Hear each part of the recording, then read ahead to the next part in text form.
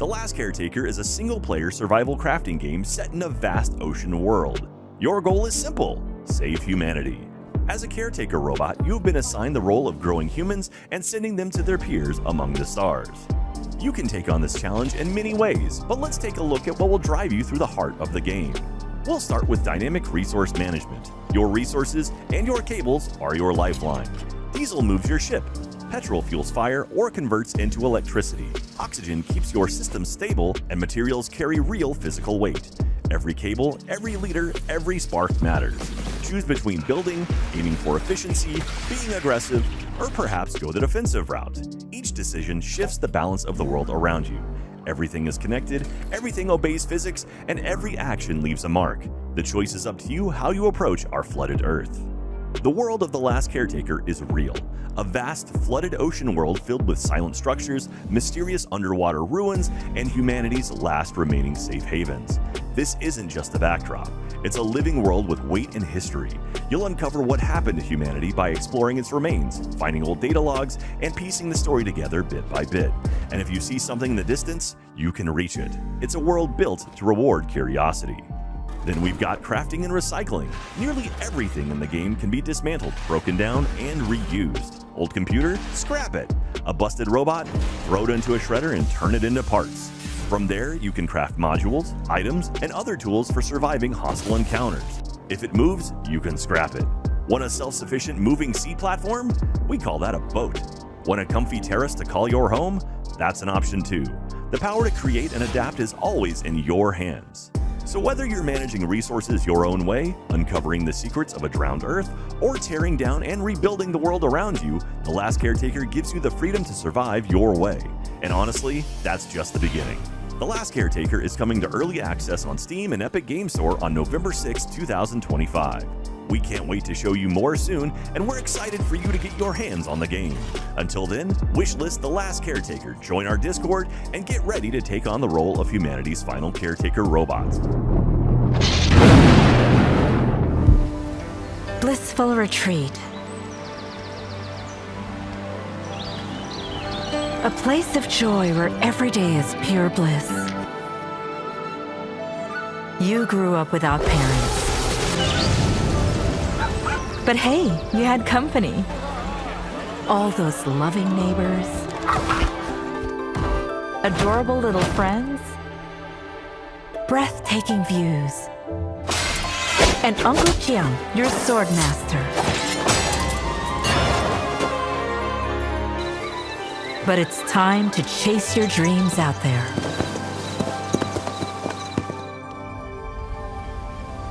Welcome to Kaifeng. Total madness, and you'll love every minute of it. Streets humming with crowds. Serene palaces towering above. And thousands of people with their own stories to tell. Enjoy rousing live performances. Street fights that'll get your heart racing.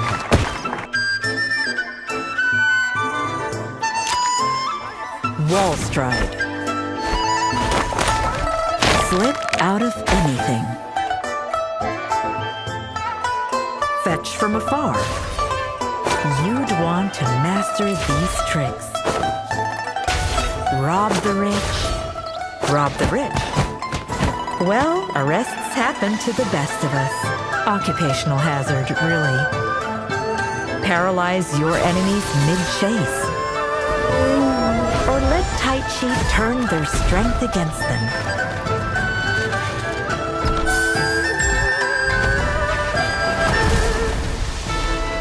Or just yell really, really loud. These skills might just save your life and be your keys to becoming a legend. This is a vast world, but the real heroes always find each other. The winds are calling. Will you answer? Escape from Tarkov has always been a different beast in the shooter space, a game that built its name on punishing realism, hardcore survival mechanics, and that adrenaline rush of going into a raid and knowing you could lose everything at any second. But now, after 8 years of beta, it's about to take the leap into 1.0, and the biggest new addition isn't just balance fixes, content drops, or quality of life upgrades, it's the full campaign. This is the first time we're going to see Tarkov transition from being purely a player-driven sandbox into something with an actual story arc, characters, and a definitive ending. And that alone is huge because escaping Tarkov has always been the ultimate goal. But up until now, it's been more of a concept than something you could actually achieve.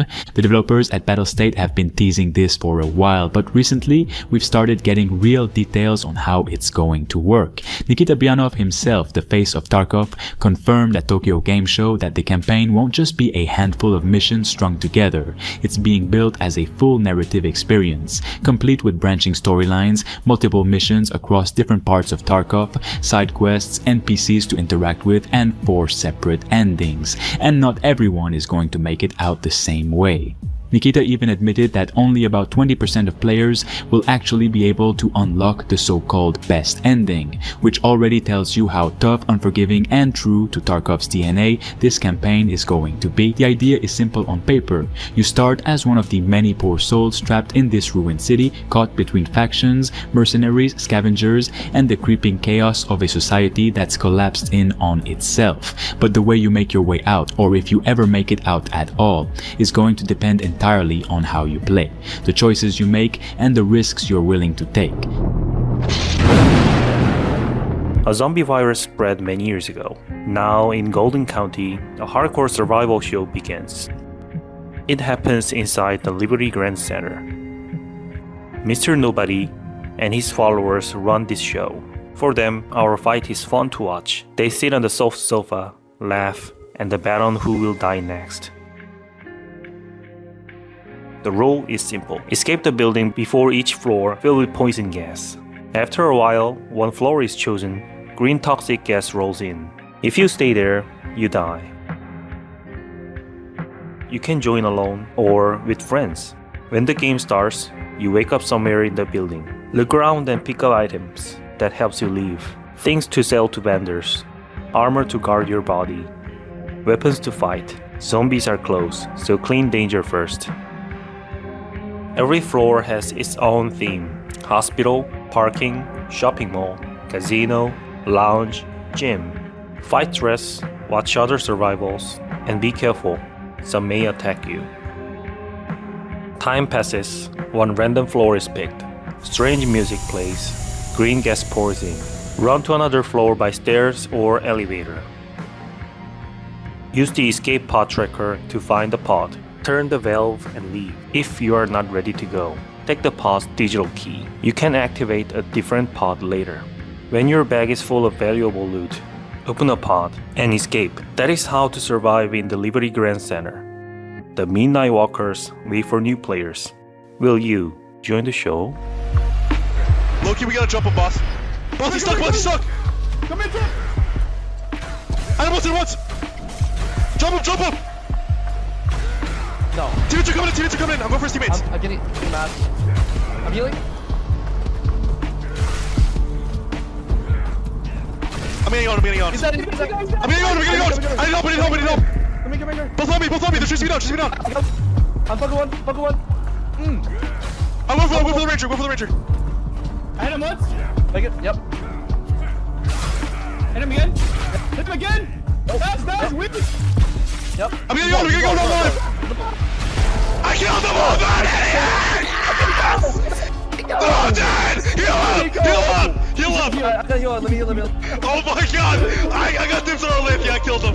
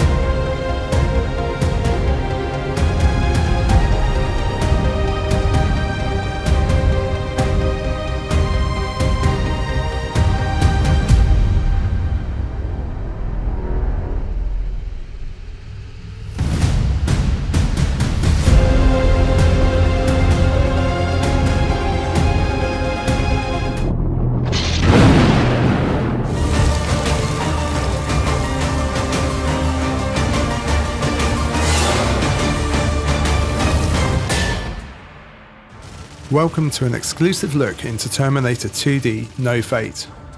I'm Mike Tucker, the lead programmer and designer of Bitmap Bureau's upcoming game, and today I'm teaming up with IGN to showcase an exciting element of our project, the No Fate decision.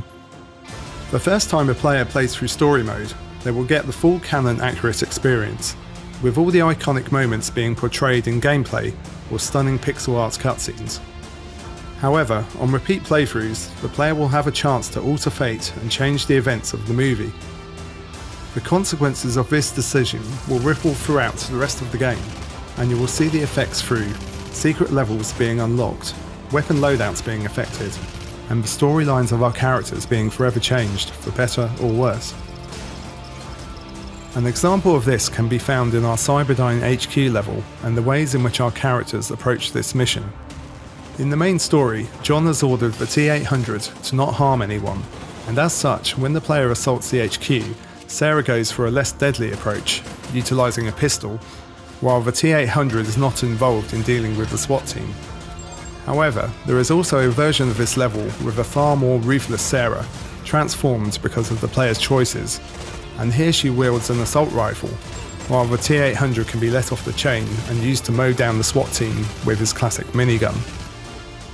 Adding in this pivotal decision the player must make gave us a way of staying accurate to the movie, while also opening up the possibility of new scenarios and gameplay ideas that can make repeat playthroughs both rewarding and entertaining, allowing fans of the franchise to experience battles they have only ever dreamed of before. We will leave this No Fate decision a secret for now, but just know that you must face fate to save humanity, however you choose to take on Skynet and Cyberdyne. We hope you have enjoyed this brief look at Terminator 2D No Fate and are excited to play it when the game drops on November 26th.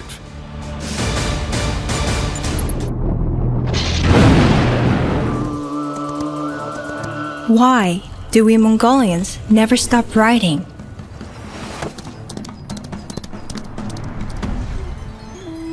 Some days, I believe I know. I write to carry out my duty as a courier. Out there, they wait for answers, for aid, for hope. I write to survive. Gathering, crafting, hunting. Out here, the cold bites deeper, the silence grows heavier. I ride to remember where I come from, to care for those who carried us here, and to raise new strengths. But other days, I ride simply to follow the wind, to hear its songs beyond the horizon. Windstorm, the legend of Khiimori.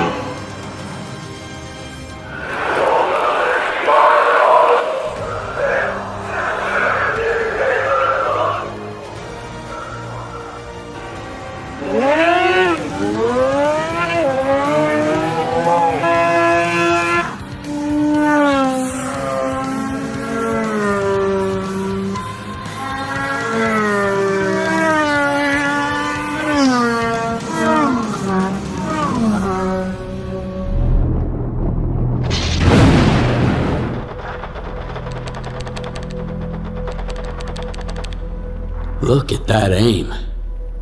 These motion sensors are legit. Whoa, I felt that. That's a hell of a device they've made. Feels real. Now, let's see if you're ready for this.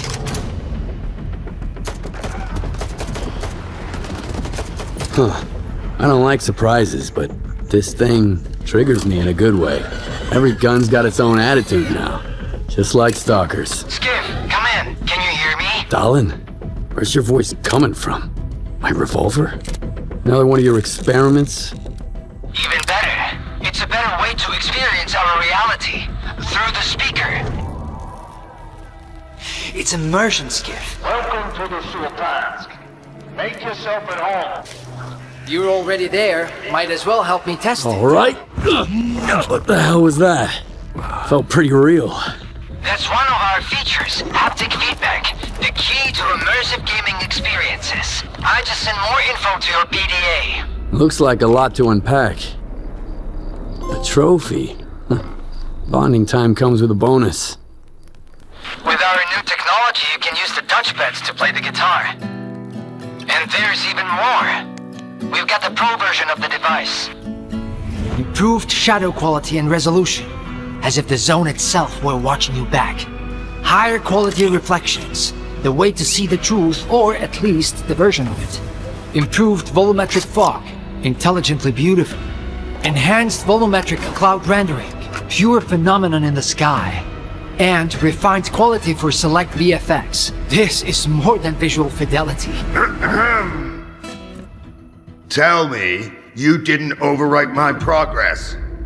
Otherwise, you'd better be immortal. Oops.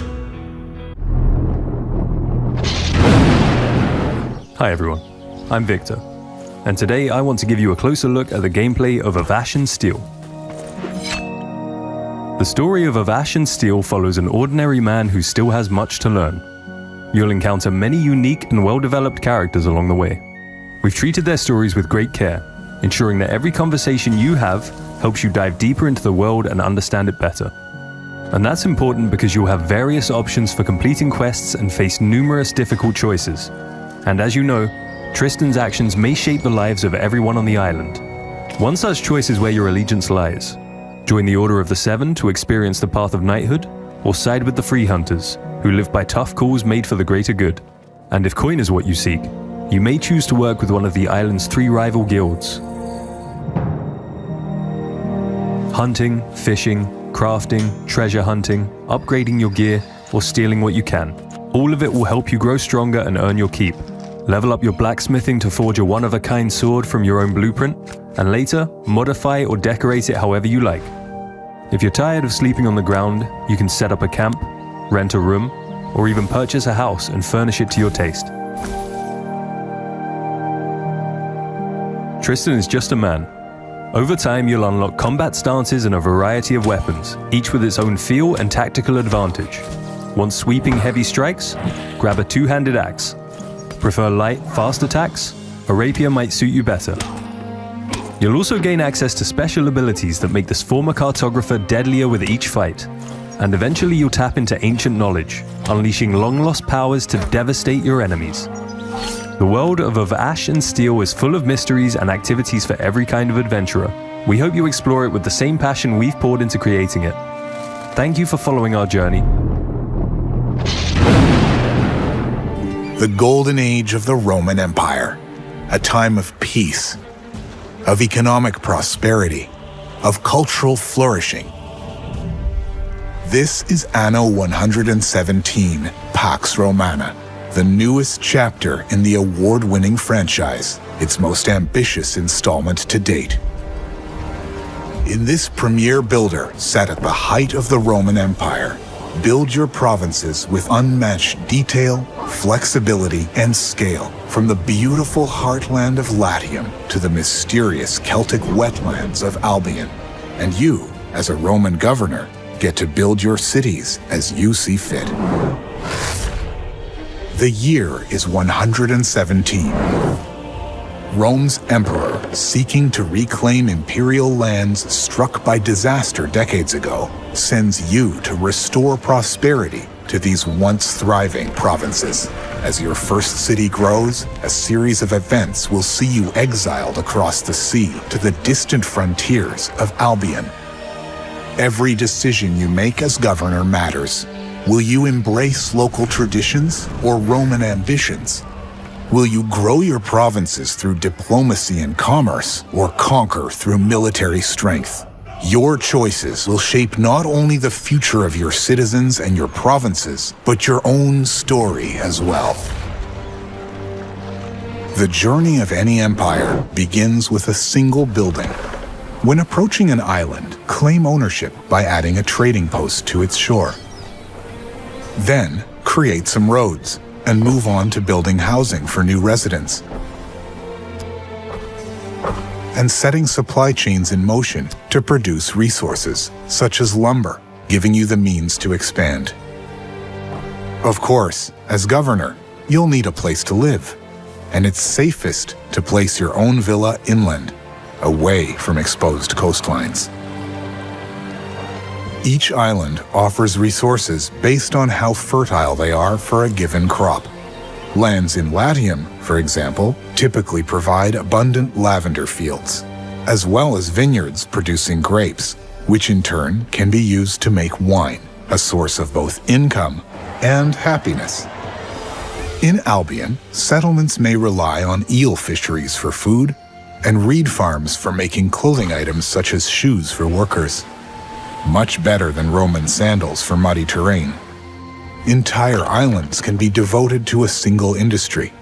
Always consider the various stages of the supply chains, from raw material to transformation, then storage, as the placement of each element directly affects efficiency. How your settlement looks and feels is up to you. Latium might inspire an organized design, straight roads, square neighborhoods, organized fields. Albion, with its marshlands, might influence more organic designs, with diagonal roads and settlements respecting the island's natural shape. In addition, your cities can be customized to reflect your vision. Ornaments, luxurious public spaces, awe-inspiring marvels of engineering, pristine marble roads worthy of Rome itself. As your population grows, higher-tier residents will be attracted to your cities, bringing along their need for higher-quality goods. Build markets to raise your people's income. A tavern will keep spirits high. In time, more landmarks will be unlocked. From bathhouses, theaters, to the Colosseum, each impacting citizens' quality of life.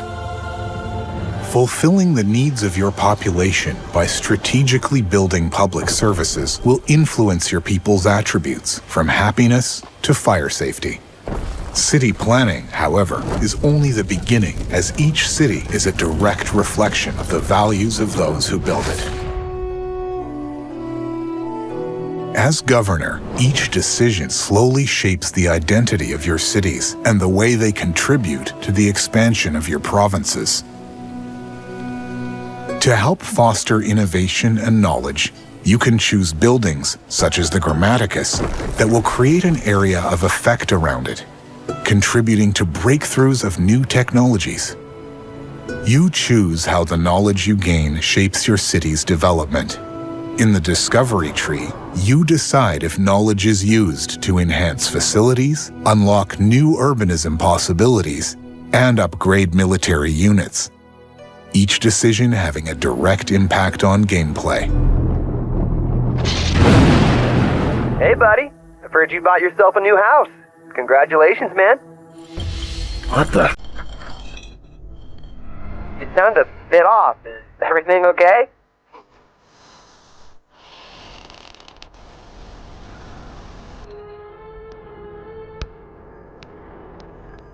Yeah, everything's fine.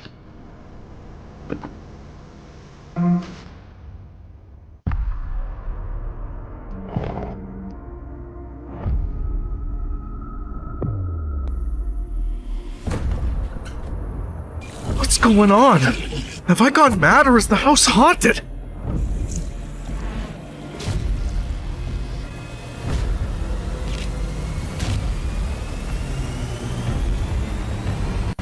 Gotta find a way to stop this. Family went missing. Hold on, that's my house. Why are there 3 doors in the hallway?